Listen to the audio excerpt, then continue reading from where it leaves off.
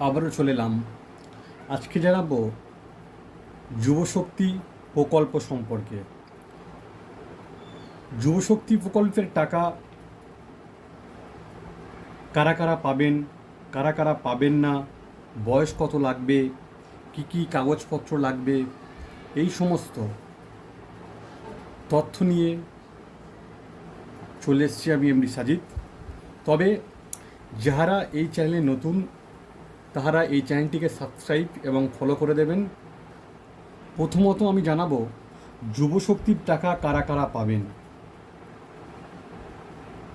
পশ্চিমবঙ্গের স্থানীয় বাসিন্দা হতে হবে, বয়স হতে হবে 21 থেকে 40 বছর পর্যন্ত, কমপক্ষে 10 পাস হতে হবে, তবেই তারা এই প্রকল্পের টাকা পাবেন। যুবশক্তির টাকা কারা কারা পাবেন না? যারা সরকারি চাকরি করেন, সেটা কেন্দ্র সরকারের হোক আর রাজ্য সরকারের হোক, তারা কিন্তু এই প্রকল্পের টাকা পাবেন না। যারা বড় ব্যবসা বা বাণিজ্য করেন তারা কিন্তু পাবে না। যারা সরকারি কোনো ভাতা পাচ্ছেন তারা কিন্তু এই প্রকল্পের টাকা পাবে না।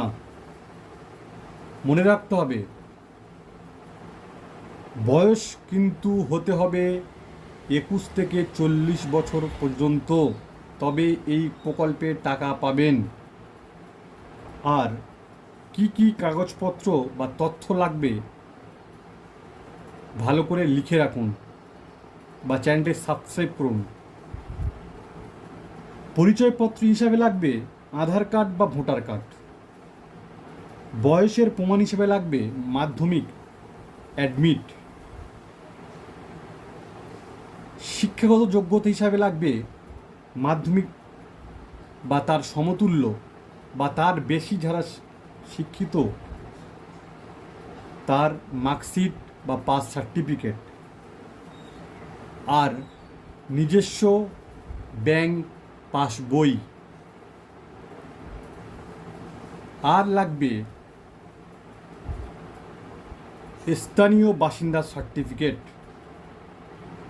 আর মনে রাখতে হবে যে ব্যাংকের ডিবিটি লিঙ্ক থাকা কিন্তু বাধ্যতামূলক। ডিবিটি লিঙ্ক না থাকলে কিন্তু তোমরা এ টাকা পাওয়া যাবে না। আমি আমার ভিডিওতে, আগের ভিডিওতে ডিবিটি কীভাবে লিঙ্ক করতে হয় সেটা দেওয়া আছে, দেখে নেবেন। তবে কিন্তু রাজ্য সরকার এখনও পর্যন্ত যুবসাথী প্রকল্পে কবে থেকে চালু হবে কিন্তু কোনো ঘোষণা করেনি। তবে আমি মনে করছি 1 জুন থেকে যুবশক্তি প্রকল্পের সম্পর্কে ঘোষণা করবে আমাদের রাজ্য সরকার। যদি ভিডিওটি ভালো লেগে থাকে তাহলে চ্যানেলটিকে সাবস্ক্রাইব করে ফলো করে পাশে থাকবেন।